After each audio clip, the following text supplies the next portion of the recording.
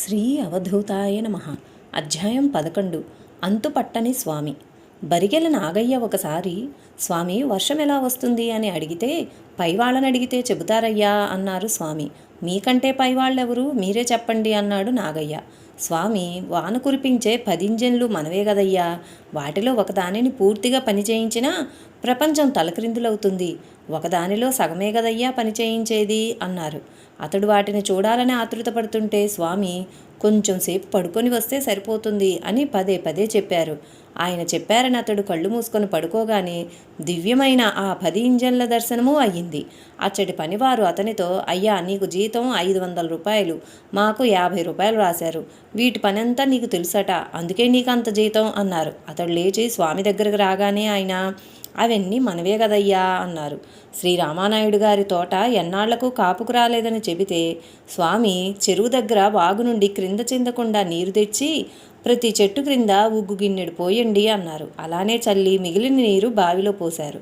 ఆ తోటలోని చెట్లేగాక ఆ నీరు ఉపయోగించుకున్న వారి చెట్లన్నీ ఒకేసారి కాయటం మొదలెట్టాయి. కారి రామస్వామితో కలిసి స్వామి ఒకసారి పెంచలకోన వెళ్ళారు. స్వామి, అయ్యా మనం కొండ చుట్టూ తిరిగి రావాలి అన్నారు. వారిని సత్రం దగ్గర నుండి మందిరం దగ్గరకు తీసుకువచ్చేసరికి ఆయన, అయ్యా మనం కొండెక్కి రావాలి, అప్పుడు మన లెక్క సరిపోతుంది అన్నారు. మరుసటి ఉదయమే అందరూ సిద్ధమైనప్పటికీ మధ్యాహ్నం 2 గంటల వరకు స్వామి మౌనంగా ఉన్నారు, కదల్లేదు. అప్పుడు సేవకులు అడిగితే, అయ్యా మీరు పోతే ఎంత దూరం పోతారు, నేను పోయి వచ్చాను, లెక్క సరిపోయింది అన్నారు. తర్వాత అందరూ సోమశిలకు వెళ్ళారు. స్వామి వద్ద 5 ధోవతులు కలిపి దారాలతో కట్టిన మోపు వంటిది ఒకటి ఉండేది. దానిని గొలగమూడి ఆశ్రమంలో ఒక చెట్టు కొమ్మకు తగిలించి ఉంచేవారు స్వామి. ఒకరోజు ఆయన నిద్రలేస్తూనే, ఈరోజు ఎవ్వరూ నోరు విప్పకూడదయ్యా అని పదే పదే అన్నారు. ఎందుకో ఎవరికీ తెలియలేదు. తరువాత ఆ ముందటి రాత్రి ఆ ధోవతుల మోపు ఎవరో దొంగిలించారని తెలిసింది. దొంగిలించిన వారిని ఎవరూ తిట్టకుండా ఉండేందుకు ఆయన అలా చెప్పారు. అంతకుముందు ఆశ్రమంలో రాగి అండా దొంగిలించారని చెబితే, వాళ్లకు లేకనే కదయ్యా ఎత్తుకుపోయారు, మనం వాళ్ళని ఏమీ అనకూడదే అన్నారు.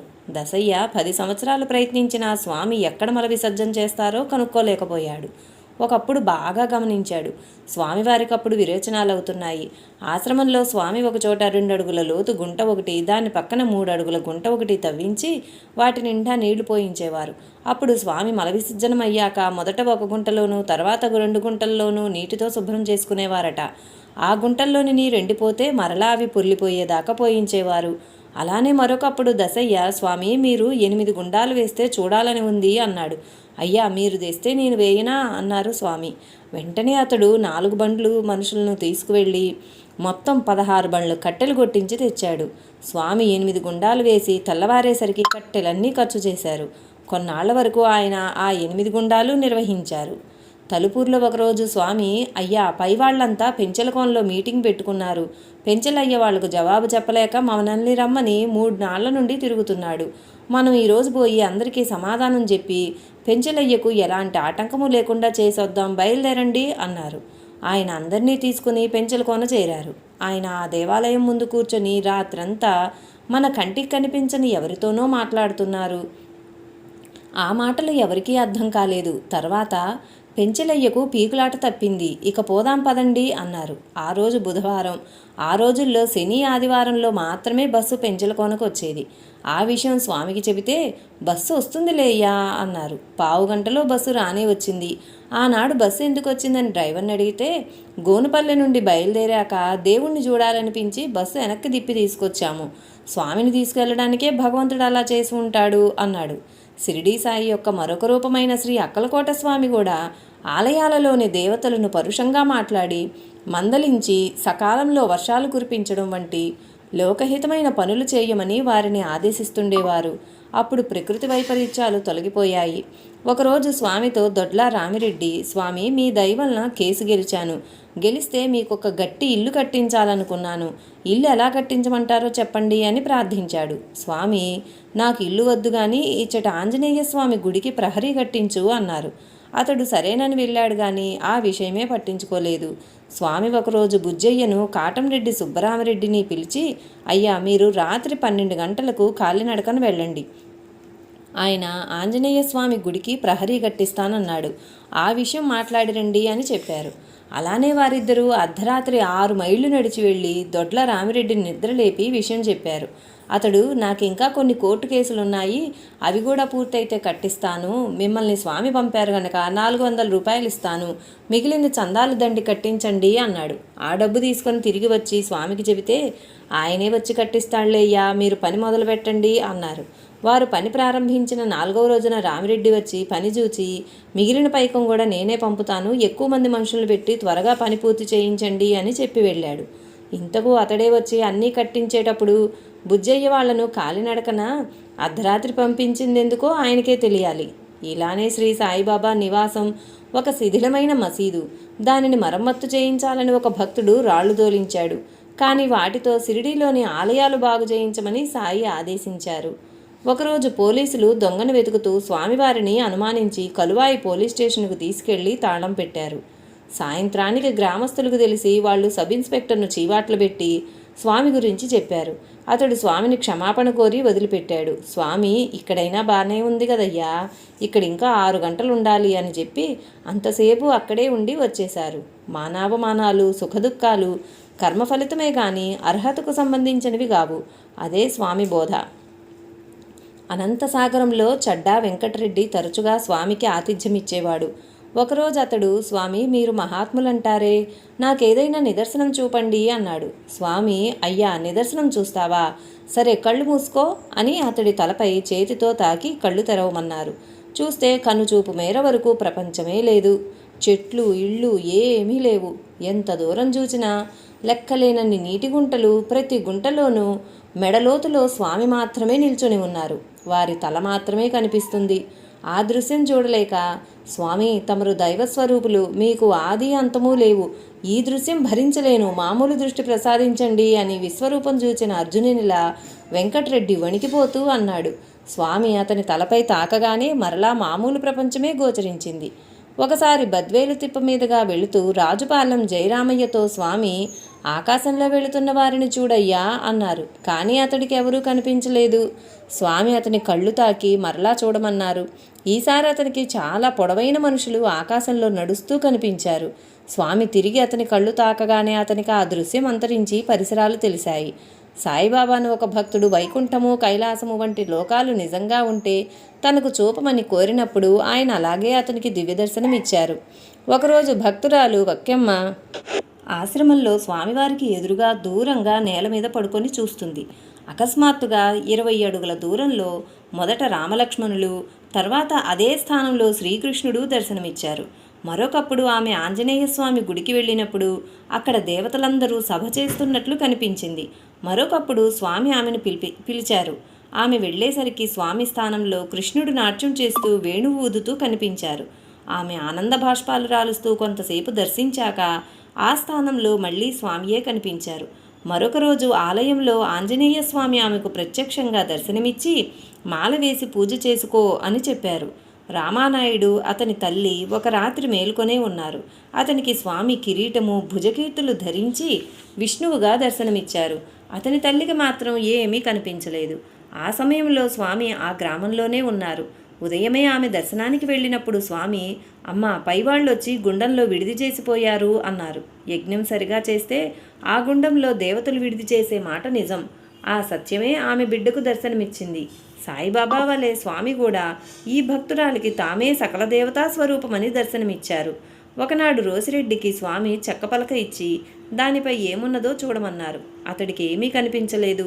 స్వామి, బాగా చూడయ్యా అన్నారు. ఈసారి చూస్తే అతని ఇష్టదైవమైన వెంకటేశ్వర్లు, లక్ష్మి, గణపతి విగ్రహాలు స్పష్టంగా కనిపించి మళ్ళీ అదృశ్యమయ్యాయి. ఒకనాడు గొలగమూడి ఆశ్రమంలో గురవయ్య స్వామికి దగ్గరగా చింత చెట్టు దగ్గర పడుకున్నాడు. అందరూ నిద్రపోతున్నారు. కొందరు దిగంబరులైన ఋషులు వచ్చి స్వామి చుట్టూ ఉండి మాట్లాడుతున్నట్లు అతనికి స్వప్న దర్శనమైంది. అతనికి మెలకు వచ్చి గుండం సరిచేయబోతే స్వామి, ఏమయ్యా ఇప్పుడు లేచావు అన్నారు. వెంటనే అతనికి మైకం వచ్చి గుండం దగ్గర పడిపోయి ఋషీశ్వరులు వెళ్లేంతవరకు లేవలేదు. ఒకసారి కొందరు భక్తులు తులసవ్వను తమతో కూడా కాశీ రమ్మన్నారు. స్వామిని అడిగితే వాళ్లను పోని, మనం రేపు పోదాం అని 4 రోజులు గడిపేశారు. ఆమె అలిగి అన్నం తినకుండా పడుకుని ఉదయం 8 గంటలైనా లేవలేదు.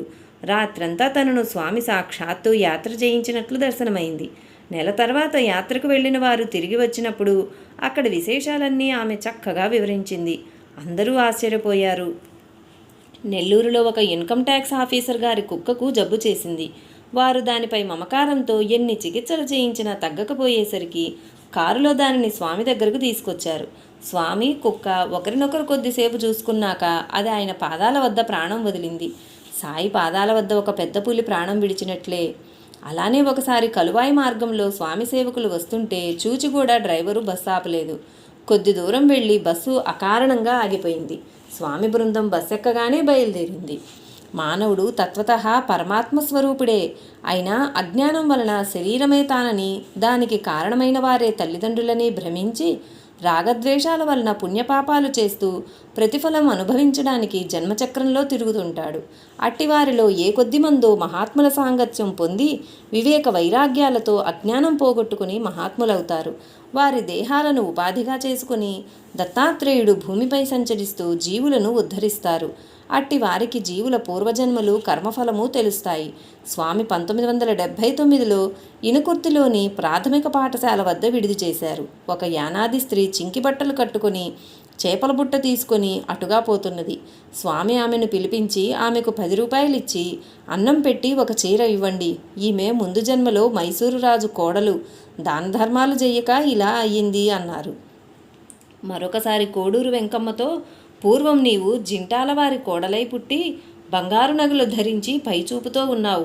ఒక రోజున కాలు తగిలి జెండా విరిగింది. అది నీవు మళ్ళీ పుట్టి విధవరాలవవుతావు పో అని శపించింది. ఆ శాపం లేకుంటే నీకు పెళ్ళే లేదు. ఆ శాపం వలన పెళ్లి జరిగి బాల్యంలోనే భర్త పోయాడు. అయినా నిన్ను వదిలిపెట్టను అన్నారు.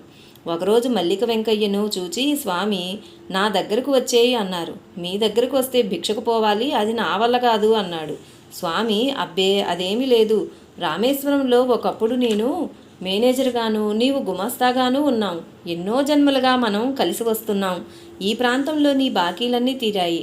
నా దగ్గరకు వచ్చేయి అన్నారు. తనకు స్వామి దయ్యాలు పోగొట్టే మంత్రం నేర్పిస్తే వస్తానన్నాడు. వెంకయ్య స్వామి, అలాగే చెబుతాను. నీవు మా ముఠాలో ఉండి కట్టెలు కొడుతుండు. నీ వెనకాలే వీళ్ళందరూ వస్తుంటారు అని చీటీ వ్రాయించారు స్వామి. ఇనుకుర్తిలో ఒక టీచరు కుమారునికి బుద్ధి, కాళ్ళు, చేతులు స్వాధీనంలో లేవు. స్వామికి చూపితే ఏం చేస్తాం, పూర్వజన్మలో పందెపు గుర్రాలు తోలేవాడు. వాటిని కొట్టిన పాపం అనుభవించాలి కదా అన్నారు. స్వామి దగ్గరకు వచ్చిన ఒక సన్యాసి మూర్ఛ వచ్చి గిరగిరా తిరిగి కింద పడే పక్షి వలె పడిపోయేవాడు. స్వామి, పూర్వం ఇతడు పక్షులను వేటాడేవాడు, అనుభవించవద్దా అన్నారు. నాగుల వెల్లటూరులో 2 బ్రొటను వేళ్లు స్పర్శ తెలియని పిల్లవాని గురించి, ఇతడు తమాషాకు పంగలకర్రతో పిట్టలను కొట్టేవాడు, అనుభవించక తప్పుతుందా అన్నారు. ఒకరోజు ఆశ్రమానికి ఒక యానాది స్త్రీ, ఆమె 3 కుమార్తెలు వచ్చారు. వారికి స్వామి అన్నం పెట్టించారు. విస్తట్లోని అన్నం తల్లి కంటే బిడ్డలు ముందు తినేశారు. ఆమెకు మరలా అన్నం పెట్టించి, స్వామి, వీళ్లే కాదయ్యా, ఈమెకి ఇంటి దగ్గర ఇంకా 4 బిడ్డలున్నారు. పూర్వం ఈమె వెంకటగిరి రాజువారి కోడలు. తన 7 దాసీలకు తిండి పెట్టకుండా ఈమె హాయిగా భోజనం చేసింది. ఇప్పుడు ఆ దాసీలు ఈమె బిడ్డలై పుట్టి ఆమెను తినేయకుండా బాధిస్తున్నారు అన్నారు. శ్రీ సాయిబాబాలాగే శ్రీ వెంకయ్య స్వామి కూడా భక్తులను దక్షిణ అడిగి తీసుకునేవారు. దక్షిణ అంటే శ్రద్ధతో కూడిన సామర్థ్యం. మనలో పనిచేసే ప్రకృతి శక్తులు విశ్వమంతటా పనిచేసే ప్రకృతి ధర్మాలే. ఈ సృష్టి మొత్తాన్ని అలా నడిపించేది దైవశక్తే. ఆ సంగతి మరచి మనం అహంకరిస్తుంటాం. వివేకంతో విషయం గుర్తించి శ్రద్ధతో భగవంతుడే సర్వానికి యజమాని అని గుర్తుంచుకోవాలి. దీనినే సాయిబాబా అల్లా మాలిక్ అని చెప్పారు. ఈ సత్యం మనకు నిస్సంశయంగా సద్గురువు అనుభవం ఇచ్చినప్పుడే తెలుస్తుంది. సద్గురువుకు, దైవానికి మనం సమర్పించే శ్రద్ధాభక్తులే దక్షిణ ప్రదక్షిణలకు అర్థం. ఒకరోజు హిందీ పండిట్ మస్తాన్ సాహెబ్ స్వామికి 2 రూపాయలు సమర్పించి నమస్కరించాడు. స్వామి, 26 రూపాయలు రావలసి ఉన్నదని ఆయనకు వ్రాసివ్వండి అన్నాడు. 3 నెలల తర్వాత అతనికి ప్రభుత్వం 26 రూపాయలు అదనపు ఇంక్రిమెంట్లుగా మంజూరు చేసింది. స్వామి కొంతమందితో ఇంత డబ్బు పెడితే గానీ మాట రాదని చెప్పేవారు. ధనాశపరులు, లోభులు స్వామికి డబ్బు పిచ్చి అనుకునేవారు. ఒకప్పుడు దక్షిణ దేశం నుండి వచ్చిన ఒక రైతు 2 రూపాయలు దక్షిణ పెట్టి ప్రశ్న అడిగాడు. స్వామి తడవకొక్క మాట చెప్పి మళ్ళీ దక్షిణ పెడితే గాని వాక్కు రాదని చెప్పి అతని వద్దనున్న పైకమంతా సమర్పించాకనే తమ ఆశీర్వచనంగా చీటీ రాసి ఇచ్చారు. చివరికి అతని వద్ద ఛార్జీలకు డబ్బు లేదని తెలిసి 116 రూపాయలు ఇచ్చి పంపారు. రామయ్యకు వసతి లేక పైరు ఆలస్యంగా పెట్టి అది బాగా పండితే స్వామికి పుట్టుకి తూముడు రాగులు సమర్పించుకుంటానని మొక్కుకున్నాడు. చేను బాగా పండింది. కానీ తాను మొక్కుకున్న దాంట్లో కొంత భాగం మాత్రమే స్వామికి సమర్పించుకున్నాడు. 2 సంవత్సరాల తర్వాత ఒకసారి స్వామి అతడికి వినబడేటట్టు ఆ రాగులు అలానే పోయాయి అని పదే పదే అన్నారు. అతడు పశ్చాత్తాపంతో ఆ రాగుల ఖరీదు వెంటనే సమర్పించాడు. మద్దినేని కామాక్షమ్మ చాలా కాలం నడుం నొప్పితో బాధపడింది.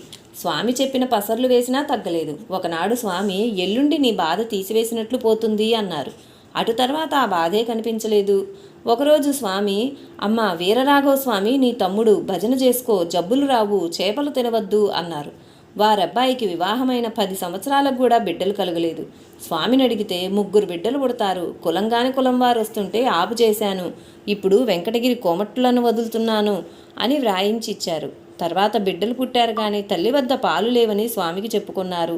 రాత్రి కలలో స్వామి కనిపించి తమ కౌపీనం తాడులాగా పేని తల్లికి తాగించమన్నారు. తెల్లవారేసరికి పాలు పడ్డాయి. స్వామి ఒకప్పుడు వేలూరి రామానాయుడిని 15 రోజులు తీర్థయాత్రకు పొమ్మన్నారు. కొన్ని వస్తువులు చెప్పి అవి కొని మొలతాడులో కట్టుకో, జబ్బులు నీవు పొమ్మంటే పోతాయి అన్నారు. యాత్రలో అనేక చోట్ల అనేక మందికి అలా చేస్తే స్వామి చెప్పినట్లే జరిగింది. అతను తిరిగి ఆశ్రమం చేరిన కొద్దిసేపట్లో ఎవరో వచ్చి ఎద్దుకు జబ్బు చేసిందని చెప్పారు. రామానాయుడు ఎద్దులను సమీపించి జబ్బులను పొమ్మని ఆదేశించారు. కానీ ఆ ఎద్దు చనిపోయింది. స్వామిని అడిగితే ఇక ఆ వస్తువులు నీ తోటాలు పనిచేయవు అన్నారు. అంతవరకు అమోఘంగా పనిచేసింది స్వామి ఆశీస్సులే. స్వామి ఒకరోజు నారాయణయ్యకు తాము మంత్రించిన గుడ్డ ఇచ్చి దానితో రోగుల బాధలు నివారించమన్నారు. మొదట అతడు అలా చేయగానే వెంటనే తేలు, పాము కాట్లు కూడా తగ్గిపోయాయి. ఆ తర్వాత కొంత బాధ అనుభవించాక కానీ తగ్గడం లేదు. అది విని స్వామి, అయ్యా 1,00,000 పాపాలకొక్కసారి తేలు కుడుతుంది కనుక ఆ బాధను వెంటనే తగ్గిస్తే పైవాళ్ళు నీవు లేని సమయంలో వాళ్ళు మరలా కుట్టిస్తారు. అప్పుడు పూర్తిగా అనుభవించవలసి వస్తుంది. ఇప్పుడే కొద్దిగా అనుభవిస్తే సరిపోతుంది కదా అన్నారు. ఆత్మజ్ఞానుల దృష్టిలో మన దృష్టికి మహాత్ములు పిచ్చివారుగా తోచటంలో ఆశ్చర్యమేమీ లేదు. వారిని గుర్తించి లౌకికమైన మేలు మాత్రమే పొందిన వారికంటే చక్కగా సేవించగలిగిన వారెంతో ధన్యులు. కారణం వారి ఆదేశాలు కొన్ని మనకు అంతుపట్టనివిగా ఉంటాయి. ఒక్కొక్కసారి తమ సన్నిధిలో ఉన్న భక్తులలో ఒకరిని స్వామి ఇంటికి పొమ్మనేవారు, లేక ఒకచోట కూర్చున్న వారిని లేచి మరొక చోటకు పొమ్మనేవారు. తలుపూరులో ఒకసారి స్వామి తమ సేవకులను 4 తూర్పు వైపు గట్టు వరకు పొమ్మని ఆదేశించారు. 2 వెళ్ళి వస్తే ఊరుకోలేదు. అప్పుడు 4 వెళ్ళి తూర్పు త్రోవనే వస్తుంటే ఉత్తరపు త్రోవనే రమ్మను అని కబురు చేశారు. ఆయన ఒక్కొక్కప్పుడు తమలో తాము బ్రహ్మాండంగా నవ్వుకునేవారు. ఒకసారి పెంచెలకోనలో ఎవరో రోగి వస్తే అతనికి గురవయ్యను గుడ్డతో మంత్రించమని చెప్పి తరువాత అతనికి స్వామి మంత్రించారు. నెల్లూరులో జనసమ్మర్దం ఎక్కువ గనక స్వామిని ఎక్కడికైనా రిక్షాలో తీసుకొని పోయేవారు. కానీ ఒకరోజు ఎందుకో గాని ఆయన రిక్షా ఎక్కకుండా డోలీలోనే ఎక్కి మోయించుకున్నారు. ఆ ముందటి రాత్రి చెప్పకుండా సినిమాకు పోయినందుకు స్వామి తమను శిక్షించారని సేవకులు అనుకున్నారు. వాళ్ళు స్వామి చెప్పినట్లుగాక మరొక విధంగా చేస్తే స్వామి మౌనంగా ఉండి ప్రధాన సేవకులకి శాస్తి జరిగేలా చేసేవారు. స్వామి పెన్నబద్వేలు ప్రాంతంలో ఉన్నప్పుడు ఒక ఆమె తన మేకపిల్లను వెతుక్కుంటూ ఆయన ఉన్న ప్రదేశానికి వచ్చింది. స్వామి ఆమెకు గుండం మధ్యలో కూర్చొని కనిపించారు. స్వామి తప్పక చనిపోతారని ఆమె తలచింది. తెల్లవారి ఏటి దగ్గర స్వామి స్నానం చేసి పంచారబెట్టుకుంటుంటే చూసి ఆమె విస్తుపోయింది. ఒకనాటి ఉదయమే స్వామివారి చేతులు కాళ్ళు కాలి విపరీతంగా బొబ్బలెక్కాయి. అయినా ఆయన ప్రశాంతంగా ఉన్నారు. కారణం అడిగితే రాత్రి పైవాళ్ళు వచ్చి ద్రావకం పోసిపోయారయ్యా అన్నారు. ఎక్కువగా కాలిన కుడి భుజానికి డాక్టర్లు కట్టుకట్టబోతే కట్టించుకోలేదు. భక్తులు బలవంతంగా మందు వేసి కట్టుకట్టారు. స్వామి అందరినీ ఏమార్చి ఆ కట్లు కత్తితో కోసేవారు. కత్తి తీసుకుంటే ఊరుకునేవారు కాదు. 2 రాత్రులు సేవకులు ఎలాగో కాపలా కాశారు. 3వ రాత్రి సేవకులకు నిద్ర తోకగానే స్వామి కట్టుకోసేసి పుండు నుండి కూడా 2 అంగుళాల కండగోసి ఒక ముంత మీద పడేశారు. గాయం నుండి రక్తం కారింది. తులసమ్మ, వెంకమ్మ ఆ కండను ఒక డబ్బాలో దాచారు. చిత్రంగా దాని నుండి వింతైన పరిమళం ఆశ్రమమంతా వ్యాపించింది.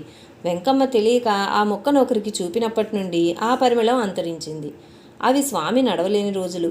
ఒకరోజు అక్కం వెంకట్రామిరెడ్డి గారింట్లో ఉన్నారు. ఉదయం సుమారు 10 గంటలకు స్వామి తమ స్థానంలో లేరు. ఒక బండి జల్లలో ఒత్తిగిల్లి పడుకొని ఉన్నారు. ఆయనకు 12 అంగుళాల పొడవున పేగు వేలాడుతున్నది. ఒక కాకి దాన్ని పొడుస్తుంటే రక్తం కారుతున్నది. దానిని తోలబోతే ఆయన, అబ్బో పాపం తీసుకుపోతుంటే తోలేస్తే ఎలా అన్నారు. ఆ దృశ్యం చూడలేక స్వామి కనిపించకుండా చాటు నుండి సేవకులు కాకిని తోలేశారు. కొంతసేపటికి పేగు లోపలికి పోయింది. ఆయన్ను భక్తులు ఎత్తుకురాబోతే ఆయన ఒప్పుకోలేదు. ఆయనే దేగుతూ వచ్చి తమ స్థానంలో కూర్చున్నారు. ఒకసారి స్వామిని బండి మీద తీసుకుపోతున్నారు.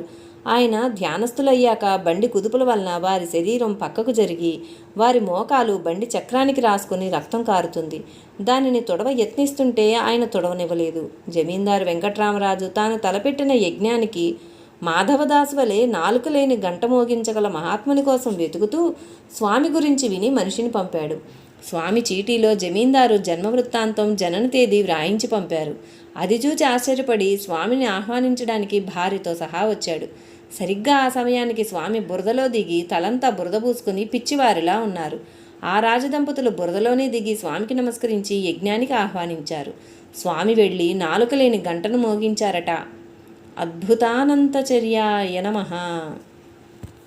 శ్రీ వెంకయ్య స్వామి మహారాజుకి జై. లైక్ చేయండి, షేర్ చేయండి, సబ్స్క్రైబ్ చేయండి. కొత్తగా సబ్స్క్రైబ్ చేసుకున్న వారు పక్కనే ఉన్న బెల్ ఐకాన్ని ప్రెస్ చేస్తే నా నోటిఫికేషన్స్ వెంటనే మీకు అందుతాయి.